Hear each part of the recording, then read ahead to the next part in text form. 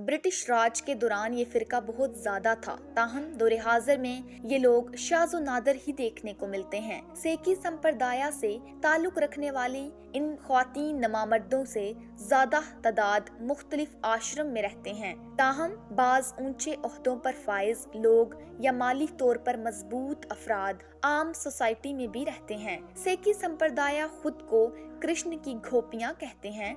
लोगों पर चंद कवानीन लागू करता है जिसके तहत इन मर्दों पर लाजिम है कि वो अपना पल्लू गिरा कर रखें, यानी अपने सर पर दुपट्टे से ढांप कर रखें। सेकी संप्रदाय से ताल्लुक रखने वाले मर्द शादी ब्याह या किसी जिस्मानी ताल्लुकात कायम नहीं करते, क्योंकि वो अपना तन और मन हिंदुओं के देवता कृष्णा के सपुर्द कर चुके होते हैं, यानी ये अपनी तमाम जिंदगी कृष्णा के नाम मंसूख कर देते हैं। बाकायदा गुस्ल का एहतमाम करना, अपने जिस्म और लिबास को साफ रखना